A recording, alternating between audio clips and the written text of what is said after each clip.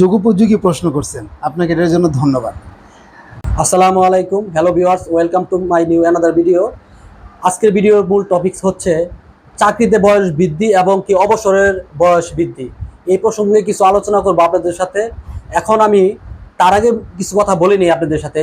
বিগত সরকার বা তার আগের সরকার যারা ক্ষমতায় ছিল তারা কখনো এই চাকরি বিষয় নিয়ে, যে চাকরি বয়স সীমা বৃদ্ধি, যারা চাকরি পরীক্ষা দিবে তাদের চাকরি পরীক্ষার বয়সটা বৃদ্ধি করণ নিয়ে অনেক আন্দোলন হয়েছে, অনেক আলোচনা হয়েছে। ইতিপূর্বে কোনো ফলাফল আসেনি। বর্তমান জনপ্রশাসন মন্ত্রণালয় থেকে একটা ফরওয়ার্ডিং আসছে যে চাকরিতে বয়স 35 এবং চাকরি অবসরজনিত সময় 65। এই সময়টা এখন এটা আপনারা কিভাবে দেখছেন, দেশের মানুষ কিভাবে এই বিষয়টাকে নিচ্ছে, বিষয়ে কথা বলবো আমরা। আমার সাথে এই মুহূর্তে আছে আমাদের সদ্যীয় doctor Mohammad Murshed Alam sir. Sir আসসালামু আলাইকুম।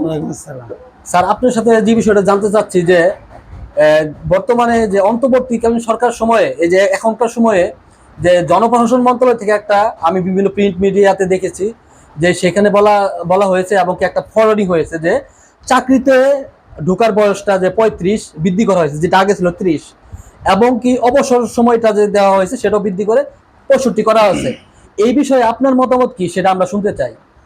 হ্যাঁ, সুপ্রিয় দর্শক, আসসালামু আলাইকুম। এই মারুফ হাসান যে বিষয়টি উত্থাপন করেছেন এবং জনপ্রশাসন মন্ত্রণালয় থেকে যে প্রজ্ঞাপনটি আসলে ফরওয়ার্ডিং করা হয়েছে উপদেষ্টা বরাবর, আমি এটাকে সাধুবাদ জানাই। এই জন্য যে বিগত 15 বছর ধরে আমি দেখে আসছি যে বাংলার তরুণ প্রজন্মরা এই বয়স বৃদ্ধির জন্য আন্দোলন করে আসছে। তো তাদের এই আন্দোলনের সফলতা এখন পেতে যাচ্ছে। আর এটাকে আমি আবারও সাধুবাদ জানাই এই জন্য যে একটা ছেলে বা মেয়ে যখন একটি ভার্সিটিতে পড়ে, বিশেষ করে যারা ন্যাশনাল ইউনিভার্সিটিতে পড়ে, তাদের অনার্স এবং মাস্টার্স শেষ করতে প্রায় 27-28 বছর লেগে যায়। তো যদি 30 বছর থাকে তাহলে সে একটা বা দুইটা বিসিএস পায়, আর কোনো বিসিএস বা চাকরি পরীক্ষা দিতে পারে না। তো একটা ছেলে মেয়ের দিকে তার বাপ মা তাকিয়ে থাকে, ঠিক আছে? তো সেই ক্ষেত্রে এটা ঠিক আছে, চাকরিতে প্রবেশের বয়স 35 হলে সে একটা ভালো চাকরি পাবে, তার পরিবারের হাল ধরতে পারবে। আর যে আপনি যে বিষয়টা বলছেন যে আপনার অবসরের বয়স 65, হ্যাঁ, এটাতেও আমি সাধুবাদ জানাই। কেন? আমরা দেখতে পাচ্ছি যে 10-15-20 বছর আগে বাংলাদেশের গড়ায়ু ছিল 60-এর কোটায়, আর এখন গড়ায়ু প্রায় 74 বছর। তো স্যার, এখানে একটা কথা আছে। ধরেন একটা ছেলে ইন্টারমিডিয়েট পাস করলে 18 বছরের মধ্যে কমপ্লিট করতে পারে। জি। আর ইন্টারমিডিয়েট পাস করার পরে অনেকে আছে যে বিভিন্ন কর্মের সাথে সংযুক্ত হয়ে যায়। ধরেন সে কেউ কেউ আছে প্রবাসে চলে যায়, কেউ আছে যে বিভিন্ন বাবার পেশা বা অন্য কোনো কাজে সেটেল হয়ে যায়। কিন্তু সে 18 বছর সময় সে কিন্তু একটা কর্মের মানে যুগ হতে পারলো। কিন্তু আরেকটা ছেলে আছে যে অনেক কষ্ট করে মেধা খাটিয়ে বা সেও লেখাপড়া করলো, সে অনার্স কমপ্লিট করলো, বা আরো তারও অধিক বেশি পড়লো, 27 বছর অথবা 28 বছর তার পার দিল। সে সময় তারা চিন্তা করলো যে আমি চাকরিতে, মানে বিভিন্ন নিয়োগ বিজ্ঞপ্তি আসতেছে, সে একটা চাকরিতে ঢুকবে। এই সময় যখন সে পরীক্ষা দেওয়ার জন্য প্রস্তুতি নিল বা ওই পরীক্ষায় অংশগ্রহণ করবে, চাকরি পরীক্ষায়, তখন দেখা যায় ওই যে 18 বছর পর্যন্ত লেখাপড়া করে ইন্টারমিডিয়েট পাস করার পরে সে যে অন্য কর্মে গেছিল বা প্রবাসে চলে গেছিল, সেখান থেকে 10 বছরে ইনকাম করে সে দেশে এসে গুছাই গেছে, সেই মুহূর্তে কিন্তু সে ছেলেটাও যায় পার্টিসিপেট করে ওই চাকরি নিয়োগ পরীক্ষাতে।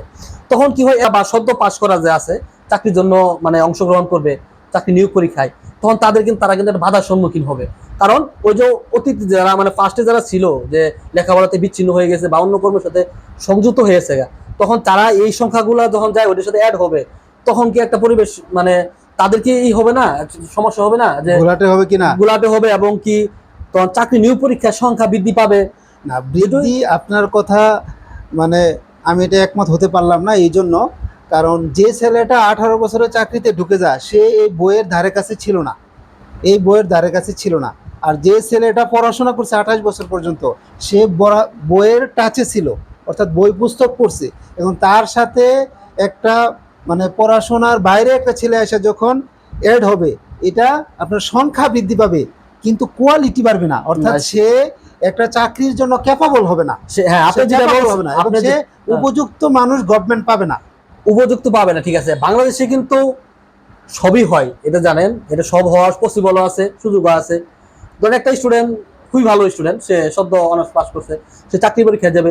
ওই যে 18 বছর সময় সে একটা ছেলে, সে কর্মের উদ্দেশ্যে দেশে বাইরে গেল বা দেশে একটা অন্য কোনো প্রাইভেট কোম্পানিতে জব করলো, আর তার যখন মেন্টালিটি এরকম থাকবে যে 35 বছরে যে আমি চাকরি পরীক্ষা দিতে পারবো, এরকম মানসিকতা যখন তার ভিতরে থাকবে, সে কিন্তু অন্য কর্মের সাথে সংযুক্ত থাকার পরেও কিন্তু সে কিন্তু তার লেখাপড়া বা তার যে একটা প্রিপারেশন, যে কারণ সে জানতেছে যে আমার আরো হাতে 10 বছর সময় আছে, আমি কোথাও না কোথাও পরীক্ষা দিতে পারবো বা আমি কোনো চাকরিতে প্রবেশ করতে পারবো, যেহেতু আমি এই কর্মের সাথে আছি, পাশাপাশি আমি লেখাপড়াটা বা আমি ওই প্র্যাকটিসটা চালাই যাই, যাতে করে আমি পরীক্ষায় অংশগ্রহণ করতে পারি।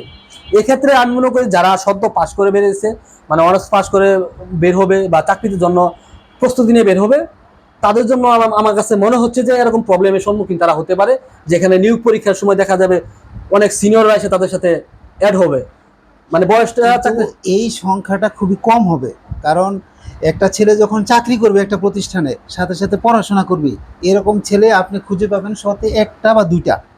কারণ চাকরি প্লাস পড়াশোনা দুইটা একসাথে করা যায় না।